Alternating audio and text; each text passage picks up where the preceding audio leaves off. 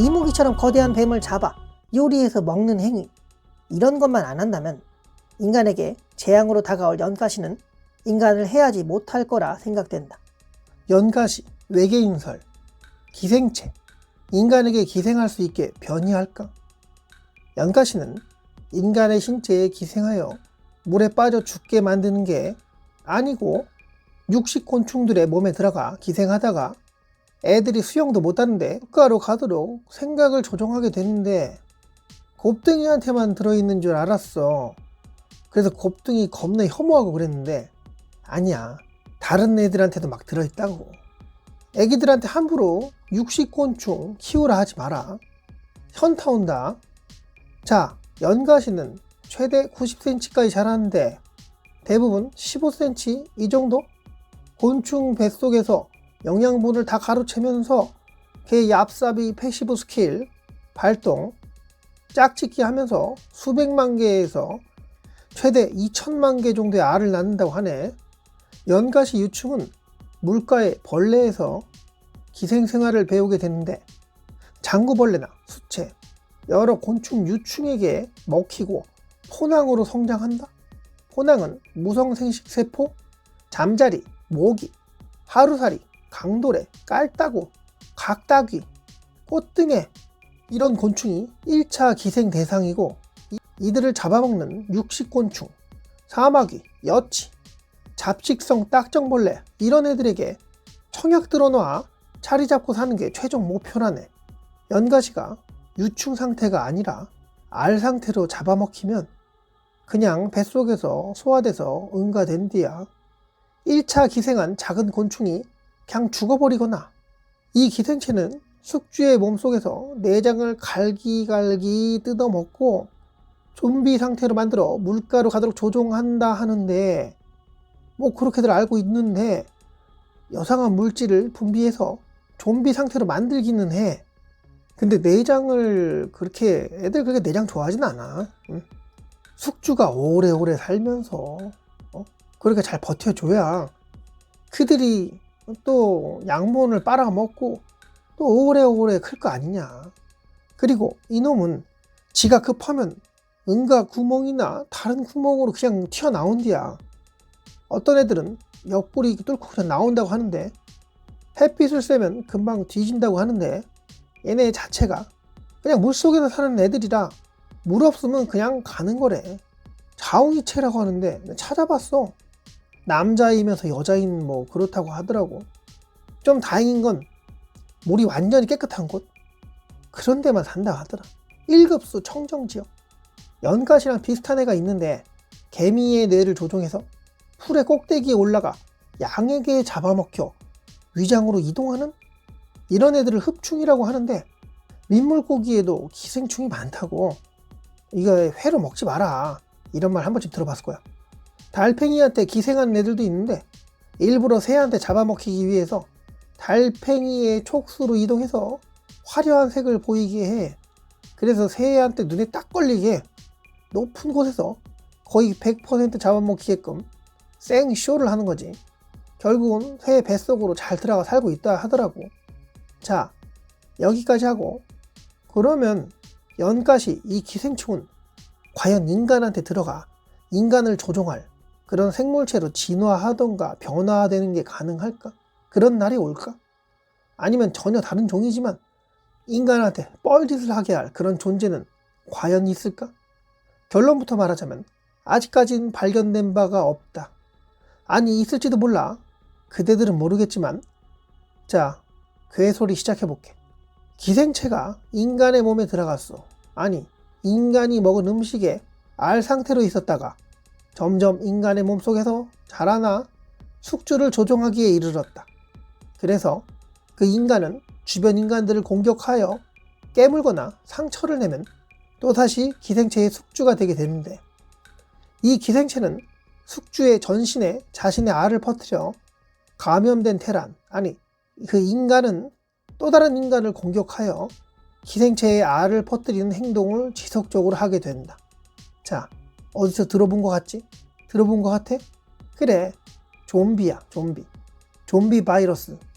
근데 바이러스가 아니고 기생생물이 인간의 몸에 들어가 좀비화 시킨다는 점이 좀 다른 거야. 외계인이 인간을 지구를 점령하기 위해 시도하는 방법으로 몇 가지 방법을 생각해보자. 우선 지구의 환경을 좀 알아야 할 것 같아. 잘 모르는 것들 얘기해줄게. 지구에 인간들을 만들어낸 그 막강한 존재가 하찮은 애들일지라도 가끔은 살아있나? 지내곤 있나? 아직 안 죽었나? 하고 둘러보니 그들보다 하등 외계 종족은 감히 인간을, 지구를 대놓고 무력으로 침공할 수가 없어. 잘못하면 멸족 당한다니까. 뭐야? 야, 니네 여기서 뭐하냐? 야, 일로 와봐. 야, 일로 와봐. 아우, 그냥 작살이 날 수 있으니까 어떤 방법을 택했을까? 병을 퍼뜨려 인류를 싹 다 하늘로 보낸다든가, 아니면 이 땅의 생물을 황폐화시키는 거야. 지들은 별 영향이 없는 그런 존재들로 탈바꿈하게 되는 거지. 만약에 그렇게 그들이 원하는 대로 인간들이 모두 좀비화가 된다든가 하면, 그때도 인간을 만드는 그 신은 이 지구별을 쳐다는 볼까? 집에서 물고기 키운 적 있어? 아니면 식물? 소라게? 이들이 잘 자랄 땐 먹이도 주고 물도 주고 잘 돌보잖아. 시들어 죽어간다면, 먹이를 줘도 잘 먹지도 못하고 들어 누워있다면, 병들었다면, 그러다 하늘로 올라간다면, 땅에 묻어줬니? 아니면 어디다 버렸어? 이런 식으로 인간이 사는 지구별은 그냥 방치될 수도 있어. 이를 이용할 악랄한 종족은 인간들이 우주로 나오고 그런 우주선에 그런 인간들에게 간접적으로 접근해 그들의 기생체를 지구로 반입하는 데 성공하게 된다. 방법은 이랬다. 일단 인간이 다른 별에 이동하여 탐사가 가능해야 할 정도의 과학력이 발전해야 하고, 또다시 지구로 귀환할 정도의 능력이 돼야 한다. 그들이 원하는 바를 그래야만 이룰 수 있다. 인간을 창조한 신이라는 종족, 그냥 신이라고 하자. 신의 감시를 피해 달에 주기적으로 기생체를 실은 작은 비행체를 보낸다. 그들의 우주선이 직접 달에 방문하지는 않았다. 달에 사는 민족은 과학력이 그렇게 발달하진 않았지만 건들게 되면은 죽음도 불사하는 미친 종족이라 대전쟁을 일으키기 싫어서 그들을 통해 밀반입시키는 행위는 시도도 하지 않았다. 우연히 고장난 그들의 함선. 그래서 달의 종족에게 SOS를 보냈는데, 달에 사는 종족은 상당히 폐쇄적이라 어떤 방식으로든 대화는 어려운 상황. 이를 이용해 SOS 신호를 물리적으로 보내게 된다. 일부러 오작동을 낸 우주선에서 작은 비행체를 달로 쏘아 보낸다. 달의 종족은 그들이 보낸 비행체에 SOS 신호를 포착. 출발하여 그들을 돌보고 돌아왔는데, 그러는 중 메시지 전달에 활용된 작은 비행체 안에 있던 작은 로봇은 기생체의 알을 실은 캡슐들을 들고 이동하게 된다. 인간이 예전에 착륙했던 그곳. 인간의 로켓 기술로는 달의 표면에 착륙할 수 있는 곳이 몇 군데 안 된다. 기생체의 알을 품은 작은 로봇은 인간이 올 만한 그 장소에 은폐하고 기다리게 되는데, 시간이 조금 지나니 인간의 우주선이 달에 접근하기 시작했다. 이때 달의 종족은 인간들을 그냥 무시하고 방치했어. 원래 그런 종족이니까. 달에 무사히 착륙한 인간의 우주선. 탐사 장비가 나왔고 며칠에 걸쳐 싸돌아다니게 되는데, 이때 기생체의 알을 실은 작은 로봇이 인간의 탈 것에 보이지 않게 몰래 탑승하게 되었어. 그렇게 되어 인간들이 지구로 귀환할 때 기생체 또한 가게 되었지. 이런 상황을 전혀 눈치채지 못한 신님은 하시던 대로 다른 곳에 정신이 팔려 있었어. 지구에 도착한 달 탐사대. 그들이 먹었던 음식에 기생체의 작은 알들이 붙어 있었고, 어떻게 기생체의 알이 인간의 음식에 들어가게 되었는지 그건 설명은 안 할게. 그냥 달 탐사에 성공한 영웅들은 기생체의 꼭두각시가 되기 직전이었지. 그런데 이때 문제가 생긴 게, 혹시 모를 감염 예방을 위해 강력한 소독을 하게 된 거야. 이때 이 약들이 얼마나 세냐면 머리털도 좀 빠질 정도, 몸에 털들이 다 빠질 정도로 강력했어. 야, 이건 제모도 필요 없었다. 그 독한 소독약을 한참 뿌리고 그 다음으로 살균 처리하듯 인간의 신체에 정말 자극이 되고 해가 될 정도의 빛을 쬐게 되었지. 우주 탐사는 정말 값진 일로 받아들이는 사람들이 참으로 많았으나 이렇게 인기 있는 직업은 지원자가 그리 많지 않았어. 체력도 좋아야 하고 특히 몸속에 들어온 기생체에 대한 어느 정도의 면역 반응, 내 몸속에 다른 물질이 들어왔을 때 거부 반응이 심하게 나타나는 그런 체질, 자외선과 강력한 소독약에도 생명에 지장이 없는 그런 강력한 신체를 가진 소수만을 모집했기에 그런 그들도 차가운 소독액과 뜨거운 빛을 쐬니 몸의 털은 엊그제 왁싱한 것처럼 다 빠지고 피부 노화도 급하게 오게 된 거지. 물론 시간을 두고 치료를 하면 회복은 되겠지만 아무튼 인간들을 숙주 삼기에 적합한 기생체를 맞춤으로 제작한 그들, 특별한 이들의 몸속에 들어간 기생체의 알은 과연 잘 부화하여 그들을 점령할 수 있었을까? 아니었어. 그들의 몸속에서 거의 빈사 상태가 된 기생체는 감염된 이는 총 5명이었는데 이 중 4기는 사멸했고 유일하게 1기가 살아남았지. 계속되는 발열과 간지러움증을 호소하는 그 1명은 병원에 입원하여 여러 치료를 받는 중이었어. 기생체는 더더욱 버티기 힘들어졌고 그래서 살기 위해 결정을 내리게 되었지. 화장실 갔을 때 아주 그냥 쾌변으로 그때 탈출한 거야. 그것으로 흘러 들어가 기생체는 물속에 방치되었고 물고기들의 먹이가 되었어. 그렇게 태어난 게 바로 연갓이야. 엥? 뭔 개소리냐고? 원래 연갓이 있었는데 왜 또 연갓이 타령이냐고? 차라리 외계인 어쩌고 하지? 그래, 연갓이 원래 있었어. 외계인이 준비한 기생체 또한 크기가 연갓이 정도로 작았고 길고 얇은 그런 샤프심 같았지. 강력한 면역력을 가진 인간의 몸속에서 정상적으로 자라지 못했고 소독에가 강력한 빛을 맞아 기생체는 많은 손상을 입은 상태에서 억지로 탈출까지 강행해 응가들이 모인 그곳에서 며칠을 있었고 강으로 흘러나온 상태. 뒤지지 않은 게 기적 아닐까?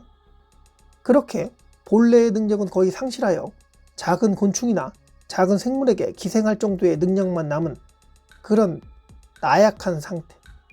그러니 인간들은 그 대단한 사건을 기억할 수가 없는 거야.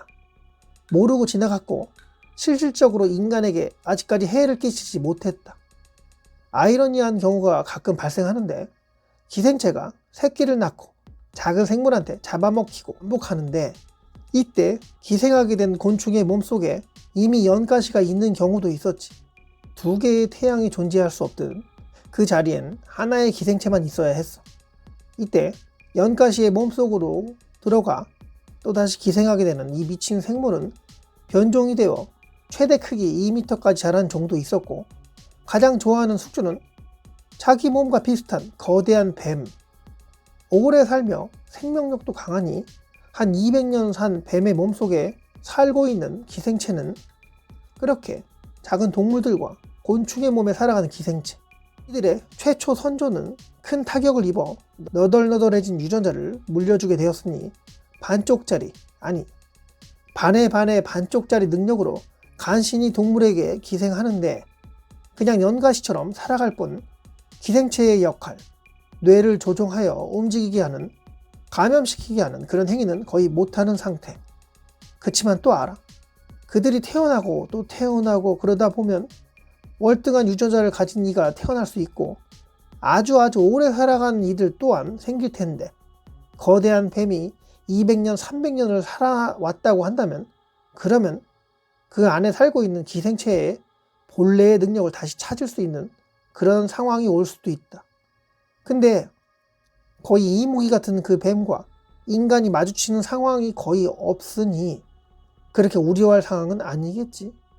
그리고 기생체가 본래의 능력을 찾았다 하더라도 숙주가 건강하고 오래오래 살 수 있는 포식자니까 쉽게 인간에게 옮겨가고 또 다른 인간을 감염시키게끔 스스로 그렇게 움직이는 사명감 같은 건 이미 없어진 지 오래. 기생체를 창조한 외계인들, 과연 그들의 명령을 따르기는 할까? 너무 많은 상처를 입었었고 그런 일들이 있을 때 기생체를 만든 외계인과 그들의 피조물은 이미 소통이 단절되었다고 보면 되겠다. 아마존 정글에 들어가 거대한 뱀을 잡아다 마구 사냥하는 행위? 이무기처럼 거대한 뱀을 잡아 요리해서 먹는 행위, 이런 것만 안 한다면 인간에게 재앙으로 다가올 연가시는 인간을 해하지 못할 거라 생각된다. 뱀술, 뱀으로 만든 음식 좋아라 하는 분들은 명심하시길. 그 안에 그들이 있을지 모른다. 특히 뱀술은 여기까지 할게. 이야기를 어떻게 들었는지 궁금하네. 다른 궁금한 내용 있거나 의견, 혼자만의 상상력이 있다면 댓글에 좀 남겨줘. 괴고리에 상상력을 섞어 또다시 떠들어 볼게. 좋아요? 고마워.